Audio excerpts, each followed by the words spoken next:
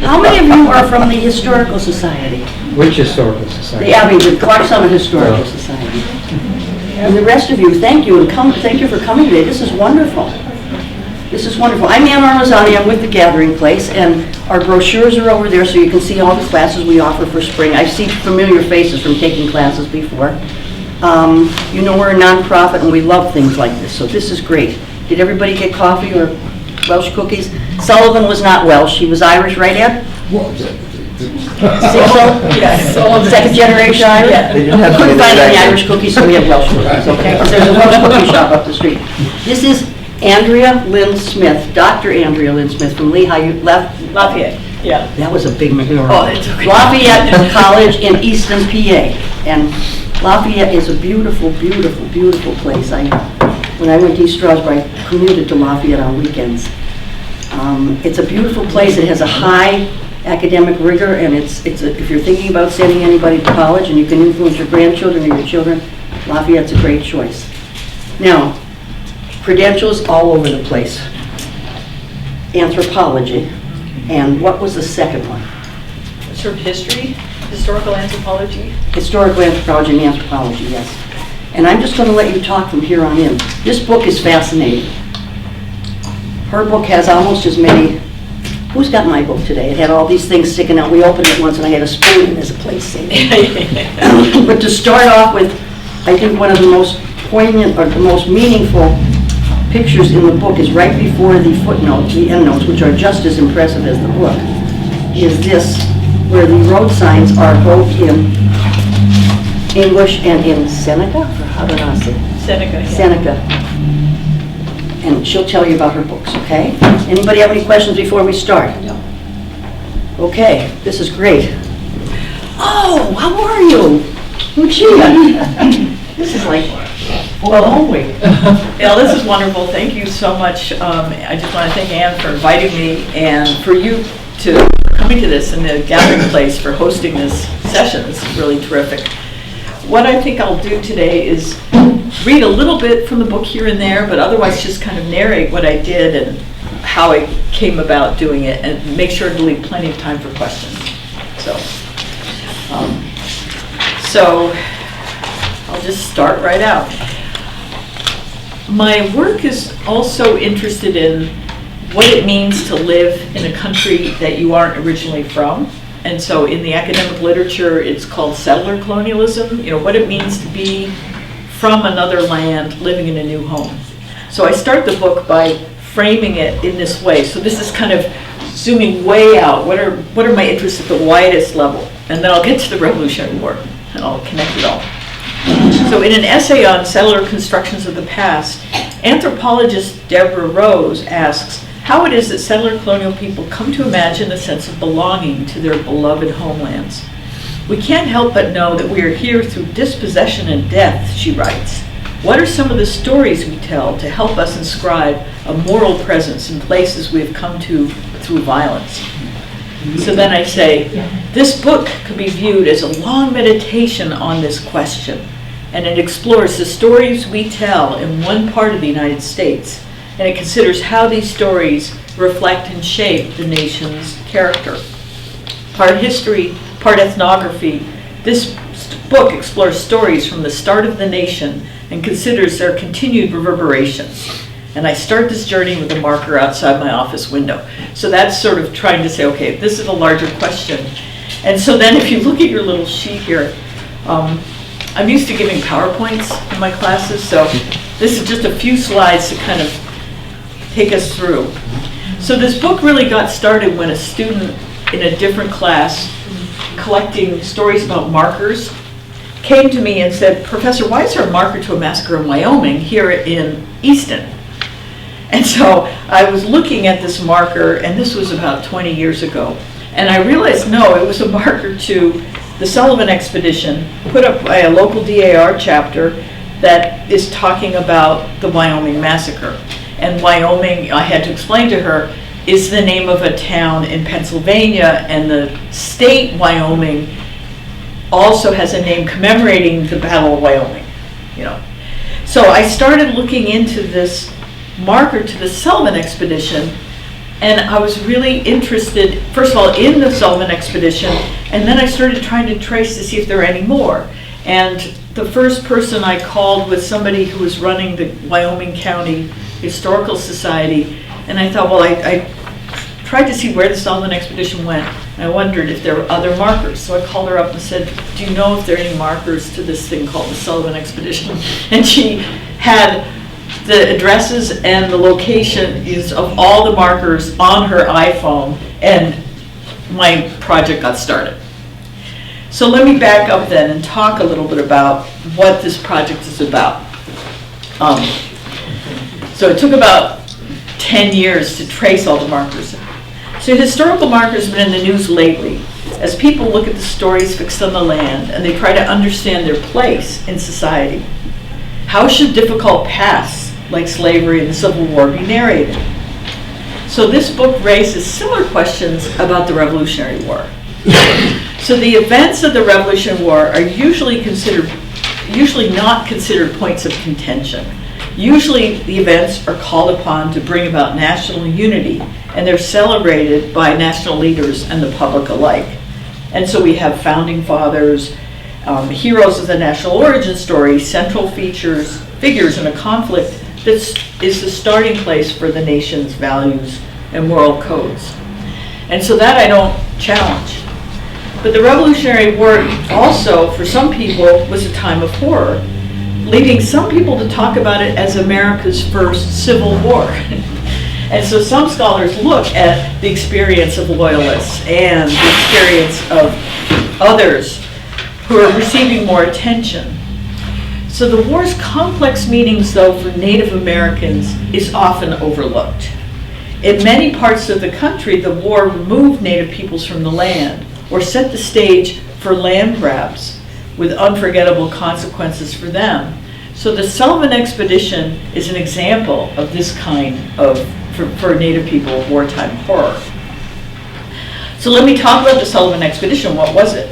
I'm just going to talk about it very briefly. We have an expert here, and I've shared the stage once, and he went through in great detail. But partway through the war, the Revolutionary War, in the Northern Theater, British loyalist and Indian attacks on frontier towns were having remarkable success, such as at the Battle of Wyoming. After that battle, after Cherry Valley, and I think I'm telling something that you all know about already, and other attacks, Congress ordered Washington to respond. And so he spent months planning this multi-stage, multi-pronged mission that was at that time called the Indian Expedition. And the purpose was to eliminate the threat that was posed by the Haudenosaunee, the Iroquois. This was a formidable confederacy comprised of 6 nations: Seneca, Cayuga, Onondaga, Oneida, Mohawk, and Tuscarora. And they controlled a vast area in the center of the continent, and so the war was kind of through their territory. The Confederacy had remained neutral for most of the war, but by the 1778s, the Oneidas and Tuscarora were assisting the Patriot faction, but the Senecas, the Cayugas, and the Mohawks, which were the largest nations, were increasingly aligned with the British and involved in these loyalist raids, right? Like the Wyoming battle. Okay. So Washington ordered a quarter of the Continental Army to this mission. He devoted over 4,000 soldiers, and it was a massive affair involving boats to transport supplies, thousands of horses, cattle, cannons, and so forth. And if you look on a little marker, image 3, you can see that there was an expedition. This is all part of what he called the Indian Expedition. So the far left is a Broadhead Expedition in Pennsylvania. This was all part of the same kind of plan, because that was going after Seneca villages to the left in what's now western Pennsylvania. And then you can see Sullivan moving from, well, you can hardly see, it's just like an eye exam. It isn't a pass or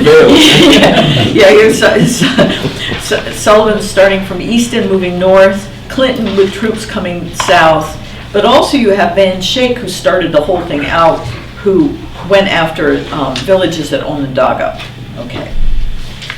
So Washington's orders were quite blunt and may seem shocking today because he commanded Sullivan to cause the total destruction and devastation of these settlements. And some 60 villages were destroyed, to destroy both the crops in the ground and all stored food. And so this is a really, it's kind of difficult to read about. Because Native leaders evacuated the villages before the army, they could hear, thousands of people coming through the woods with cannons, and they were blowing bugles and all sorts of things. So they could hear them coming, so they would evacuate the villages to preserve civilian life. So there weren't that many hand-to-hand combats in this expedition. Most of the time, the soldiers were attacking the dwellings and the crops and the orchards. And sometimes it took them days because there was so much food stored in these regions. So from the perspective of Sullivan and his men, the operation was a remarkable success. From the vantage point of the native inhabitants of the settlements, it was a disaster. So most of their known world had been temporarily destroyed and burned to the ground.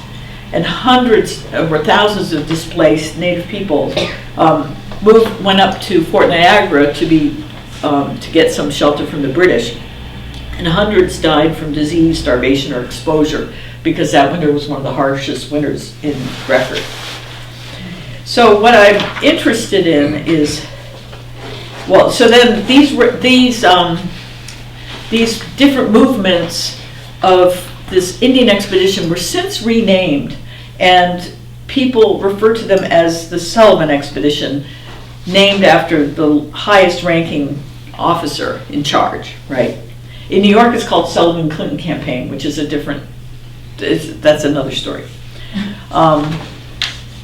So historians today are mixed over the long-term consequences, because the Haudenosaunee were so angry that their raids on the frontier settlements were actually worse afterwards than before. Some historians have documented how many villages and towns and stored food was set on fire by Haudenosaunee during the Revolutionary War. One scholar even called it a well-executed failure, and that's the title of his book. But despite its horrors, the horrors for the native people, it has been celebrated since the war. And so I've been really interested, because it's kind of an ambivalent, it's interesting for me as a memory scholar to look at what people do with the past and how it's commemorated. And so what I wanted to do is understand who is celebrating it, what are the meanings, how do the meanings change over time, and so forth. So in this book, what I end up doing is looking at what I call the Sullivan stories that are found on the markers and that are developed in commemorative activities in Pennsylvania and New York. And then at the end of the book, I look at how the same story is told by Haudenosaunee people in New York at Haudenosaunee cultural centers. So you can imagine it's going to be a very different story, right? With very different elements to it. Let me just see. So the first step to this whole project was to try to find the markers in the commemorative projects. And this took me really almost about 10 years, and I'm still working with a student to come up with a map because there were some that were elusive. This may be the element of the Revolutionary War that's the most commemorated of any Revolutionary War event, because it covered such a vast stretch of area. So I found over 50 markers in Pennsylvania, and there's about 250 in New York. So there's a lot of markers, and they're in different states, but for the most part, they're pretty well cared for. The markers and so then I also, so part of the project was trying to find the markers and trying to figure out who put them up when and why. And then to look at how the markers reverberate in the present day. And so the number 5 slide shows that people are still repairing markers and putting up new markers. So this is it depends on where you are, but it's a very kind of current process. At first I thought it might be just a study of that one little marker in Easton. And then it turned into, and then I thought it might be just a historical study, that it might no longer be something people really talked about. And now I'm realizing, no, people are still putting them up, or still, like some people are challenging them in their towns, but putting up something like a sign next to them. There's a lot of things going on. So it's a much more of an anthropological study, an ethnographic study, interviews with people, than a historical study with the archives than I thought. Okay. So a couple things then I found about when I did all of this research, because this book has a lot of detail. So when should accounts of Washington's Indian expedition begin? Well, in this book, we find many different beginnings, and they set the narratives down different tracks. So in Pennsylvania, what I found is the Sullivan expedition is usually presented as a retaliation for a battle that occurred the year before, the Battle of Wyoming. And it's difficult, I write, to overstate the degree to which that battle shapes how people in northeastern Pennsylvania understand the Revolutionary War. What I found is that the first markers and the first set of markers to the Sullivan expedition were put up by DAR chapters, way before the states got involved. Later on, at the sesquicentennial, at the 75th anniversary in 1929, 150th anniversary, sorry, in 1929, the state of Pennsylvania and the state of New York both put up a whole series of markers, and you're probably familiar with those. I have pictures of some in the back, those big stone monoliths, right? But the DAR was way ahead. And so I wanted to know why. And what I found is the DAR chapters that started this, for the most part, were in the areas of Pennsylvania where the Connecticut claims had occurred. Mm-hmm. And many of the DAR chapters that put up markers near, like in Tunkhannock, in Athens, all along, and I actually had a map, but I don't have it in here, but it's in the book. If you look where they are along the Susquehanna, these tend to be the locations where the Connecticut sort of Yankees, during the Yankee-Pennamite War, were trying to hold on to land. And the DAR chapters are dominated by women who have Connecticut ancestry. And not only that, they often have ancestors that were killed at Wyoming. And so it makes sense. So what I'm arguing is that some of these markers, by celebrating Sullivan, are also recognizing the Wyoming battle and recognizing ancestors killed at Wyoming. And so I think that's why in this part of Pennsylvania, the women were far more advanced than the states in developing some kind of commemorative practice. So in that version of the Sullivan story that they advanced, where the Sullivan expedition is viewed as the direct consequence to Wyoming, continues even in the state markers. So this is kind of a complicated argument that I'm kind of summarizing pretty quickly, but you have DAR women from the Connecticut claim who had ancestors who were killed in Wyoming, who then moved to these other small towns along the Susquehanna, developing Sullivan markers that are also talking about Wyoming. What's interesting is when you get to New York, people don't know really what the Wyoming massacre is. They don't talk about it. They don't think about it. That's not part of their narrative. Okay. So when you look at the Sullivan markers, so I'll go back to my little, so there's that. In New York, instead, thank you, you have officials who are deeply implicated in claiming land from the Haudenosaunee. So in New York, you have this story that Sullivan, the markers tend to argue, and if you look in on the back of the page, markers 7 and 8, image 7 and 8, shows the New York markers. A couple things to notice. You have two generals mentioned there on the markers. See, there's a picture of Sullivan and a picture of Clinton. Sullivan was a different status than Clinton. But in New York, they bring Clinton up to elevate Clinton on the marker to the same status, partly because Clinton is a family name and it makes the expedition seem more like a New York event. And this was done by the state historian in 1929. In New York, at the time the markers were going up, there was a big land claim issue. And Haudenosaunee had organized, partly accidentally, a New York commission was trying to figure out if somebody in Oneida was under state law or federal law. And it opened up a whole can of worms because the Haudenosaunee had come back after the Sullivan expedition. The land was taken later, often by state officials, often through land agreements that didn't have federal approval.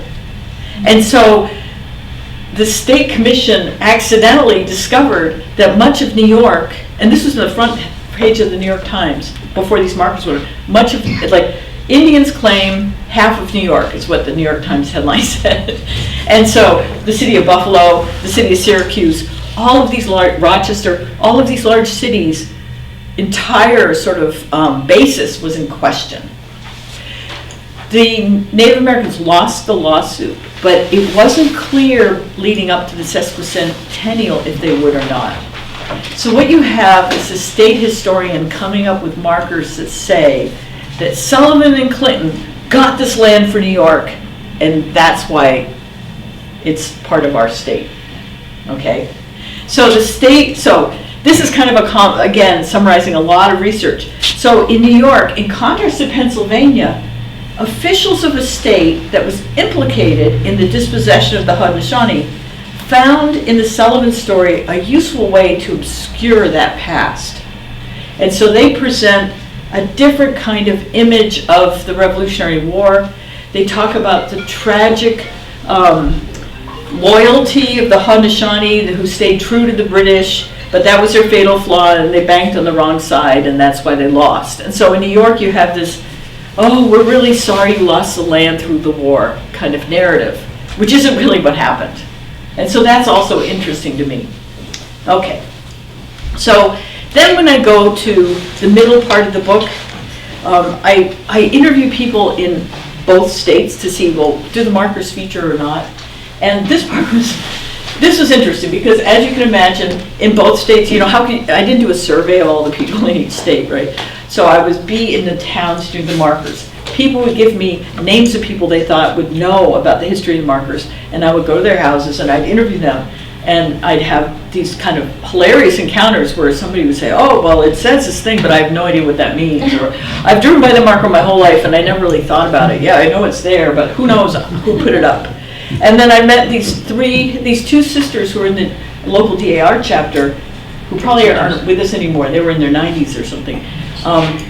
And they, even though they were in the local DAR chapter, all they knew about was their mother developing the library and working on the library. They had no idea anything about the Revolutionary War. They didn't even know like Sullivan had come through. So the level of understanding really was variable. And I asked a woman at the tourism office, you know, if she could give me a sense of, you know, how many people, what percentage of the people come to the tourist office to trace the markers, because I thought they would be the source of a lot of pilgrimages. And she just almost burst out laughing and said, never, nobody has ever come in here and asked me about markers. So that section, what I found is, but then there were other people who are really invested in them. And I had some people who would just get all dramatic about the fact that one marker was on the wrong side of the river. And they would just map out, you know, they just take a piece of paper and just start drawing exactly where the Sullivan troops went and exactly, you know, where the marker was and how the state had chosen to put it like a mile and a half the wrong way. So you have people who really were deeply invested. And so that's what I talk about in the middle section. What I found, though, that there is a somewhat of a contrast when you talk to people in Pennsylvania versus New York, which surprised me. When I talked about the project in New York, some people would kind of say, you want to study this? And I think that's because New York has several nations that are descendants of Sullivan's foes still right in the area where I was doing my research. And they've been articulating a different version of the story because for them, it's a horrible story. Yeah. And for them, it would be the opposite. It would be sort of the people who were, I'm trying to think, like if you were looking at the people on the other side of the Wyoming battle, like the victors versus, so for them, the Sullivan markers are sort of like the victors of the Wyoming battle, putting up signs to their victory, as if we don't have that. We have the opposite. We have the people identified as the martyrs, or the people who died during the Wyoming battle. They have a monument, right? So this would be almost like the victors instead, having a marker. So I think that in New York, because the Native American communities have been articulating a different perspective, in New York, it's a little bit more nuanced of an understanding. Like, it's more ambivalent. People aren't sure what to think. Okay, so that was that. So that's the whole middle part of the book. Then in the last part of the book, what I've decided to do is, I thought, well, it would be really interesting to see how the story is told at Haudenosaunee cultural centers. So there are these 4 cultural centers. One is Oneida, and so that's going to tell a different story because the Oneidas were aligned with us during the war. The other is Onondaga, and then there are 2 Seneca cultural centers. And I interviewed the directors of the cultural centers as well. So this is what I found when I went to these cultural centers. So I have a little passage to read. The Sullivan expedition is definitely present at these cultural centers, but it doesn't play a central role. Why does it not play a more central role? I think it's partly by not making the raids central that these cultural centers are intervening with the Sullivan Commemorative Complex. Because what they do is they reposition the expedition within a much longer time frame. If it's mentioned, it wouldn't be called an expedition, it might be called the invasion, because from their perspective, it was people coming from the outside in, so they talk about it. They say, when I interviewed an elder, he said, the invaders came, and he said, soldiers, they're called. Like, so from him, it was an invasion. Oh yeah, some people call them soldiers, we call them invaders. So even the terms used are different, right? But it's not, they would talk about it differently, but it's part of many, many, many efforts by outsiders to take their land. And so what you find in the museums is the Sullivan expedition is mentioned after the French raids. So the French came in the 1600s, and you have really careful discussion of Denonville and how, how many bushels of corn he destroyed when he raided this particular village or that particular village. So you have a much deeper time frame. Also, the cultural centers would start with the beginning of time for them, which is not the Revolutionary War. Like for us, the Revolutionary War is kind of like the beginning of our nation, right? For them, the beginning of their nation is like 10,000 years before, when you have the meetings of minds and different people coming together and then creating then the whole history of the Confederacy, right? So you have a much, much deeper time frame. So what you have is these French people coming in, you have the missionaries trying to change, you have the Sullivan expedition, then you have broken treaties after that, then you have ongoing discussion of taking land for dams, for the New York Thruway, you have taxation. So you have a narrative of attempts to whittle away at native sovereignty that goes into the present day. And so that's kind of, as a non-native person, that's kind of shocking, because you realize when you're going into these cultural centers that the Sullivan expedition is a little piece of a much longer story to them. And then I'm on the other side, right? And so that's sort of what I would find in the cultural centers. So the history of trying to remove Haudenosaunee people from their territories post-dates the Revolutionary War, and it's ongoing 2 centuries later. Along with land grabs came other challenges. Cultural losses and intrafamily rupture caused by boarding schools, so that features in all of these cultural centers. Efforts to thwart practices of customary law or religion or language. And so many of these cultural centers are engaged in trying to reclaim the language and teach people the language again. That's one of the main focuses of Oneida. And they also emphasize stories from the distant past. So then I'll just conclude. The text on the New York State markers suggests that the Haudenosaunee have declined, and it constructs a statewide narrative with the expedition serving as a turning point and turning point in state history. But the cultural centers disrupt that head-on by proclaiming Onondaga, Oneida, Seneca, and general Haudenosaunee survival, by existing as true community centers that look to the future. So the Sullivan story isn't really forgotten, but the trauma and the trauma and the removal of people from their homes is part of their consciousness. But they also want to serve their nations into the present and into the future. So these cultural centers are proclaiming, we weren't destroyed by the Sullivan expedition. In fact, one of them doesn't even mention the Sullivan expedition at all. It skips over it completely. And they just claim, we're here. So they foster pride and hope and look to the future. So the centers are contributing to healing within the nations, and they foster dialogue. So white visitors are aware that the story we tell, that I started out talking about at the very beginning, the story we tell about our land has some problems to it. And so one way forward is not always clear, but when you go to the cultural centers, the Haudenosaunee cultural centers, you start to have a different understanding of the past, and it starts to feel like a place where you could get started to imagine another kind of future. So that is sort of what I'm arguing in the book. And I think I've kind of gone over most of what I want to say.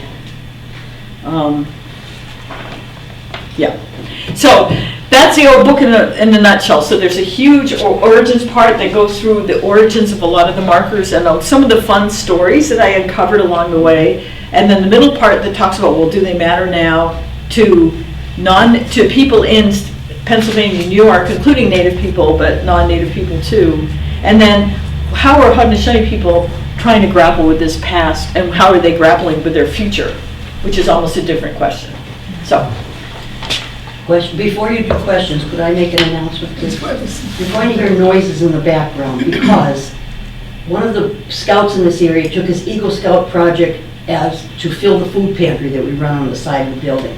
And he has 2 truckloads, so they're trying to tiptoe in with box after box. While we have our discussion out here, and that's the noise you will hear in the background. Don't let Sullivan near the pantry. Yeah, I apologize for any interruptions with that, but it's a very good project for the kids.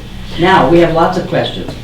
Yeah, I summarize it very quickly. So there may be parts of it that you want me to sort of go back up and talk a little bit more about. I would like you to talk about your research, because I know you went down to Susquehanna in a canoe. And you did a lot of replicating of the conditions and things. Yeah, I tried to just follow anybody who was interested in the Sullivan story. And so one was a canoe outing. That was kind of a disaster because I had the wrong kind of canoe, and they had to actually take me off, and I was with my family, and we had to wait and get another canoe brought to us because we had this thing I got at LL Bean. It was just not a real canoe. It was one of those kayaks that come together. I don't know what it was. Anyway, but yeah, so they spent a lot of time. So what that group does is they want to teach.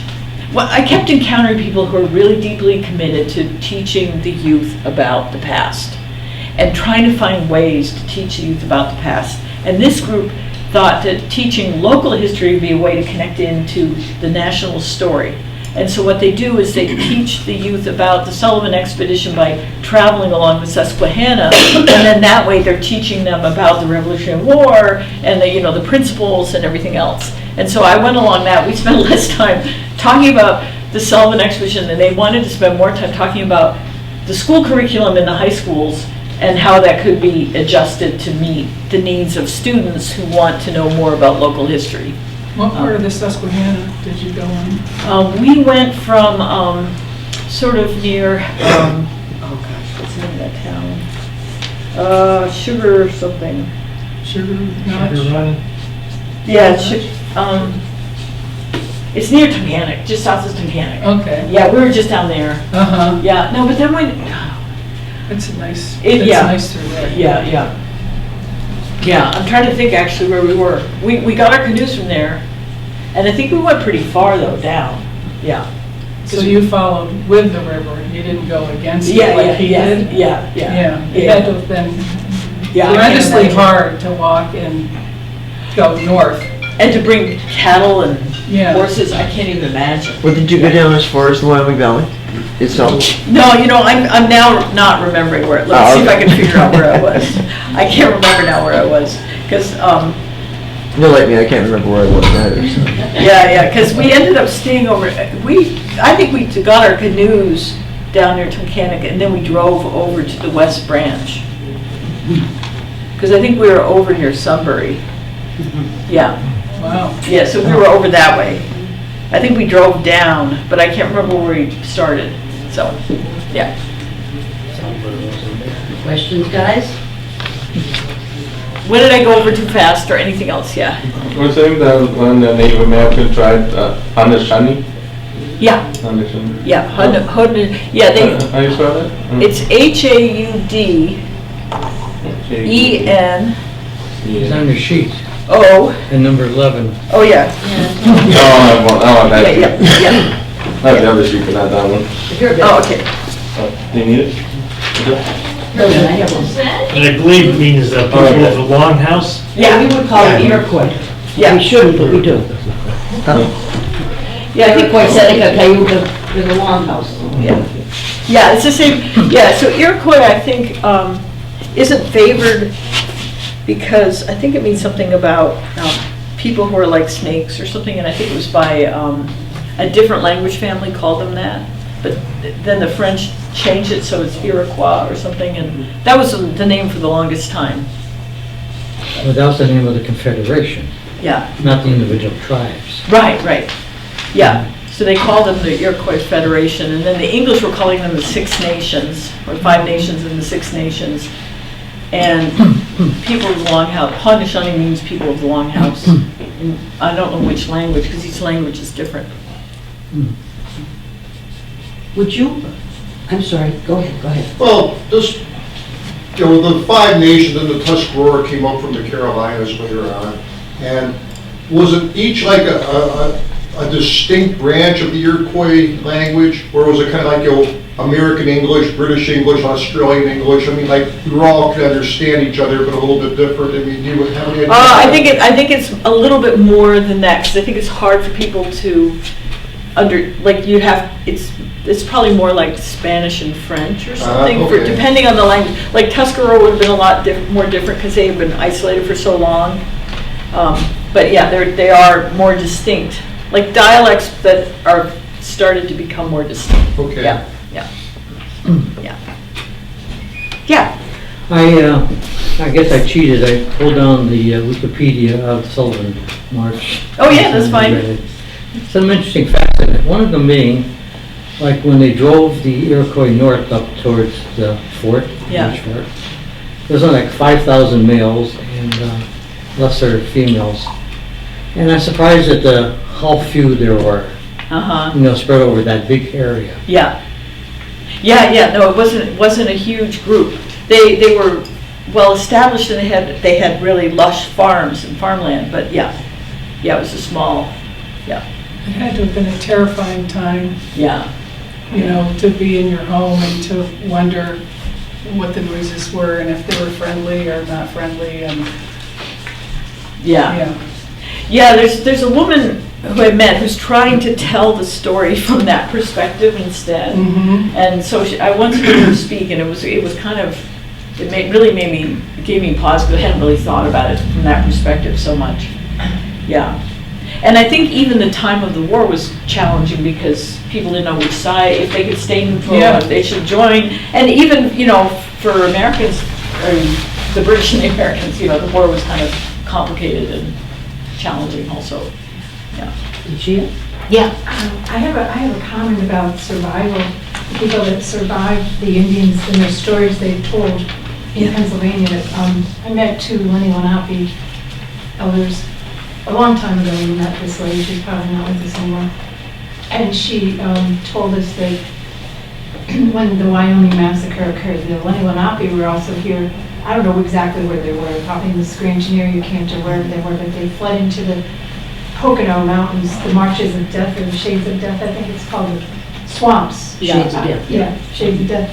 And they hid there. So they were looking at it like the Iroquois looked at it, of course.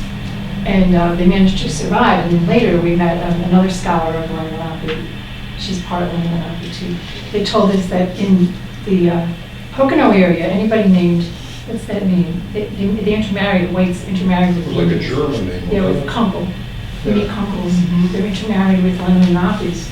And the women married into these white families to save their families and acted Christian, became Christianized. But they made little dolls, and they had the back of the doll and the front of the doll. The front of the doll looked like white people's doll, I guess, but on the back they would put their symbols of their nation, and they also would put it in their gardens. They would make a garden and put some Lenni Lenape symbols, etc. Wow. To decide to keep the culture going. The Lenni Lenape are doing a lot of retrieval work now. They're trying to get their navel back and wilderness, their navel spot up by the Delaware. But it's amazing how people carry it forward, what they believe and what they hold dear, even though that life, the life is threatened. Yeah. They find a way somehow. Yeah. Why did the Oneida decide to go with the Americans rather than going with the British like the Mohawks and the Senecas? Well, I think it had to do with location. They were really close to, they were constantly going to be encountering and dealing with Americans because of where they were based. Whereas the Seneca were way out and kind of far away from white settlement. And so the Oneidas were going to get embroiled in it. And there were different ministers that were missionizing and so creating strong alliances. And the U.S. really worked hard to bring them, to align them with us. But I think geography has a lot to do with it, yeah. I mean, for whatever it's worth, even, the American Revolution was kind of English settler civil war. And, a good percentage, were remained loyal to the crown, and they ended up going to Canada or going further west or something, I suppose, I don't know. Yeah. It wasn't like 100% everybody was on board with following George Washington.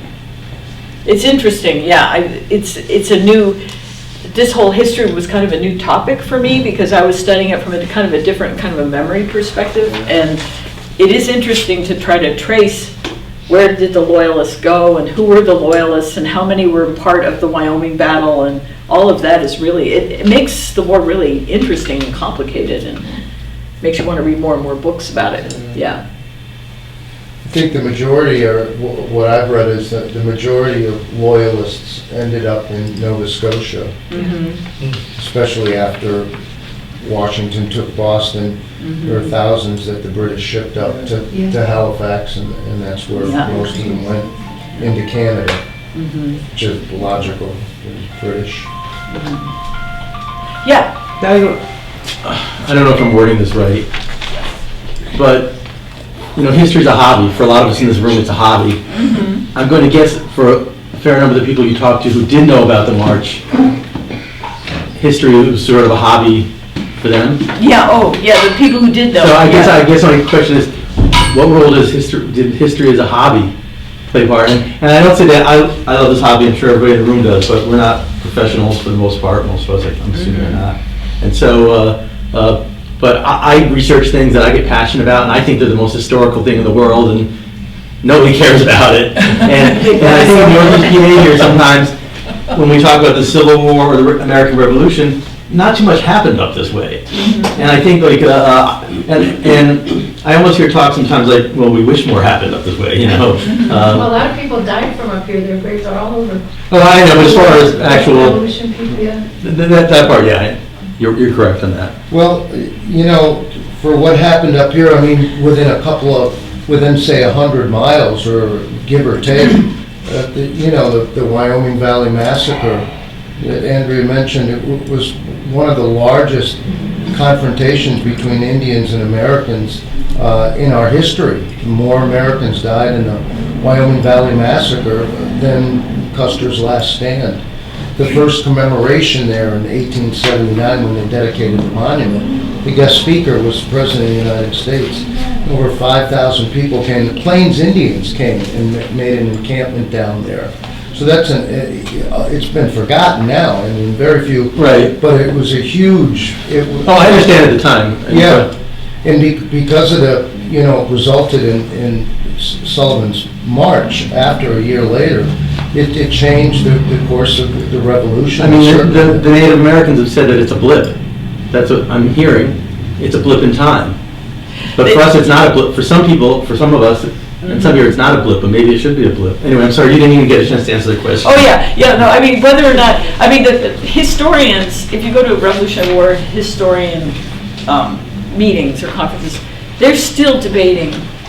So I think for some people, the Sullivan expedition was definitely a turning point in the war. Other people say, no, this other thing was a turning point. But that's something that historians are still actively debating. But yes, amateur historians or local historians played a huge role in this research. It wouldn't have been possible without them. Because these are the people who are guardians of local historical accounts. And this is where I got so much of the information I needed to understand the origins of the markers. Because sometimes the markers were put up by, like, one was a coal magnate wife. After her husband died, she lived in Wilkes-Barre, but she put a marker up. It was the first marker that went up, actually, up near her summer estate. And all of her children were dying of different diseases. So she was really well positioned, an elite woman. But it's kind of a really interesting story. But they're only just articles in the Luzerne County Historical Society archives about her. I couldn't find much else about her, so nobody had ever written about her. So those are the repositories for information, like the first founder of any of these markers. This is kind of amazing. Or like her story wouldn't have been told otherwise. The other thing I found is I was amazed at how dedicated people are, and I wrote about this, and I almost felt like it should be a different article. The history is taken care of in this country by these local historical societies that have no resources, no funding. They're often in repurposed buildings. And so I went to one archive that's in a former prison, another that's in a former school. You're familiar with this. And so then they're dealing with hardly any, so then you can only go and do your research when there's enough heat, so when it's not too cold, because they have to close in the winter, they have to close in the summer because there's no AC, and it's all through the absolute dedication of the people and the love for the past. And the people that I met in these centers are the ones that sort of set me on the right track, right from the beginning. Like, but the first time I was going to work on this project, I thought I would just work on Pennsylvania. And one guy said, I have to study the Wyoming battle, and I should go into New York. And this was my first conversation. It was like 2013, and I taped it. He then since passed away, but he was kind of prophetic. Like, of course I had to go into New York. I couldn't just stop, because Sullivan didn't stop. I had to trace all of the markers. And of course I had to study Wyoming. So that's a great question. I mean, I couldn't have done this without the local historians. There's no way. Yeah. In your book, you tell of the last encounter between Washington and Sullivan. And what happened. Could you detail what happened between that there was why Sullivan left the army 3 days later? Yeah, I don't think I really mentioned that so much. It was just a little tiny part, but they weren't cordial. Yeah, so I think people think that Washington was perhaps frustrated with Sullivan because he complained a lot early on and throughout. And then he also didn't go to Niagara like he was going to do. And he made some decisions on his own. And so I think he resigned kind of in... Now, I should really read more biographies of Sullivan. I read a few that suggested that he had a drinking problem and he was irascible or something. So it could be that he was also had a kind of explosive personality. I'm not sure if Washington knew any of that. But yeah, so then he kind of resigned afterwards. Yeah, he was supposed to bring back prisoners too. Yeah, that's right, yeah. Yeah, he was supposed to bring back prisoners and he didn't, And he decided they were running out of stores, even though the troops are eating well because they had a lot of crops that they could eat, but he decided, okay, we're going to come back. And, yeah, so, yeah, they kind of had a falling out. And I think he felt like he had achieved so much and he was kind of waiting for some kind of, like, thank you or something. And he didn't really get the kind of response he wanted. And so, yeah, he resigned. He wasn't Washington's first choice either. He Yeah. was like number 4 or 5 down the line. Yeah, yeah. Well, the Wikipedia says he resigned for health reasons. Yeah, we're not sure, I wasn't sure what his health problems were. Yeah, I wasn't sure. Well, that different news for them. Consumption, or it could have been gout or something, I'm not sure. But yeah, he had a hard time, a lot of times he had to, like he was waiting for a long time and he was not always out, like he was in his tent a lot and stuff, so he had something going on. On the Wyoming massacre, the 300 armed patriots were killed. Yeah. The Battle of Wyoming. After which the invaders burned houses, barns, and mills throughout the valley. So this is all tit for tat going on for a couple years on both sides. Indians versus us versus them. So Yeah. it's the way it really what it was. Yeah. No, that battle, that was kind of that was common practice to try to destroy everything, and the U.S. did it, and the Native Americans did it. We both, even during the Yankee-Pennamite War, the Connecticut folks did it to the Pennsylvania folks, and the Pennsylvania folks did it to Connecticut folks. It was like scorched earth. Yeah. The reason, one of the reasons that Washington dispatched Sullivan after Wyoming, And others. it wasn't just a raid at Wyoming. When that many people were killed, and there were I think 3,000 people living in the Wyoming Valley during that, and every single one of them fled to Stroudsburg and south. But the effect it had on Washington's army was when the frontiers were threatened and when people were dying on the frontiers, then the people that were in the army, these young men, that were their families that were being killed, and they wanted to leave the service in order to go home and protect them. So there was a whole bunch of different reasons why that could really affect what Washington was doing. And there's others like the Cherry Valley in New York, and there's a whole string of them. Yeah, and if you depopulated the frontier, then you had nobody growing the food that the Exactly, army that's needed, another and the thing, army yeah. was going to starve. And it was starving at different Yeah. times, so it was really, strategically, it was something he had Yeah. to do in some ways, yeah.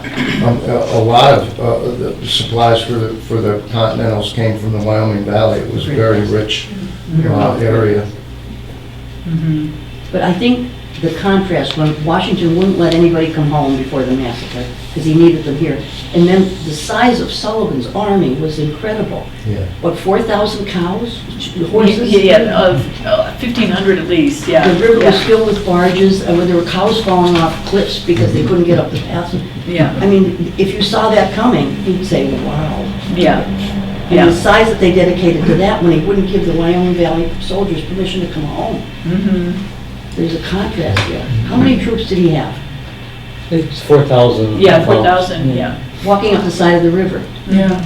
Well, he had And maybe even more, yeah. 2,000, and then Clinton had 2,000. And they That's met.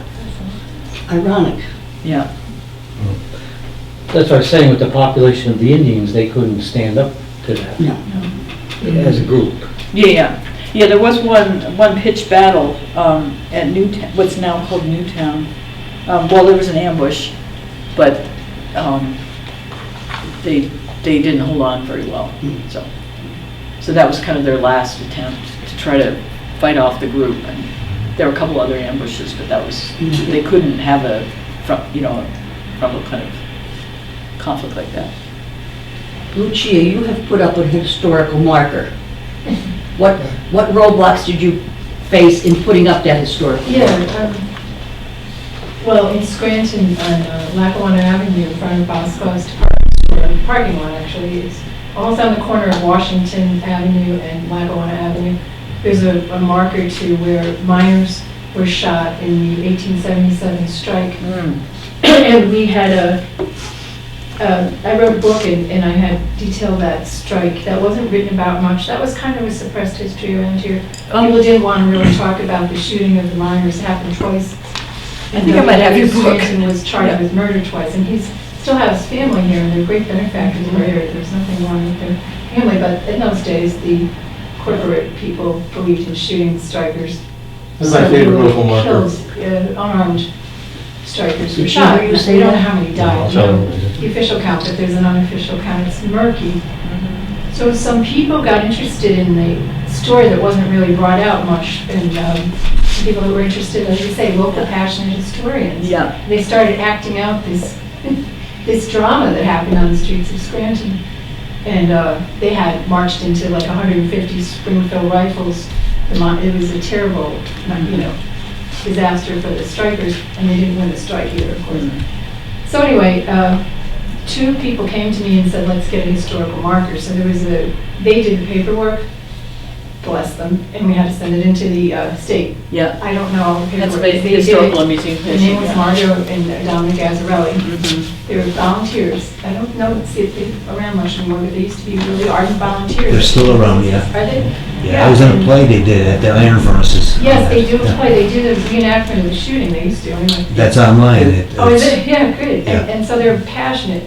And the only thing that, besides writing the book, and they saw that and got to know that history, because as they say, it wasn't published. It was very hard. In fact, they made a documentary in 1902, excuse me, 2002, about the 1902 strike, the anthracite strike in Scranton. It was the first time Teddy Roosevelt threatened to put J.P. Morgan's troops into the mines to mine coal, because the nation was heated by coal at the time and it was threatening to freeze during the winter. So that's the only reason J.P. Morgan, who owned most of the coal rights here at that time, came to the bargaining table. So we celebrate that strike, and it was the 100th anniversary. There was a lot of money. It was before the 2008 crash. So a lot of money came into Scranton to celebrate this great victory for labor. And so they made, some people they made a nice documentary, Mikowski and Kerr. They put onto national, through the PBS stations that went on about the strike. They didn't mention the shooting in that either. And then there was a play written that was performed at our local big cultural center that they had like $35,000 for the lights, I heard. Just that's how much money was being spent for this gala weekend. And the woman I know who wrote the play was told, do not make it too political. It was about John Mitchell. So there was like this weird thing going around about not telling this story. But anyway, the story got out, and these two passionate people wanted the markers. So that's the point. It didn't pass. This is a thing to know. If you try to get a marker and it doesn't pass, the state has weird, I don't know, hoops to jump through. So they said, no, this isn't of historical interest. They got it back. And so then we rewrote it with a different little broader framework of how this is of great interest to everybody. And then it came through. So don't give up if you want to get one. And the thing is to make people aware, I think, of the history too, as you're saying, because sometimes they just don't know the history, and it's worth a marker. Yeah. It's worth something that people can enjoy and learn and pass it on, right? So where is the marker? It's in downtown Scranton. By Bosco. Blackwood Yes, Avenue. it's part of Yeah. the parking, it's not a beautiful spot, but it's where near the corner, near to the corner, Washington Avenue and Lackawanna Avenue. Wow. I was gonna say, another thing that when you mentioned about going to the Native American centers, we, speaking of historical markers, a couple of years ago, wanted to get one to commemorate Native American Indian trail that went through here and went up to Onondaga. And, we said, oh, we're gonna contact the Native Americans and so they can have their input and we want the right wording and everything. And the feedback we basically got was, they didn't say this directly, this is how my interpretation of it was, you know what, we really don't want anybody else writing anything about us. We'll tell our story, and that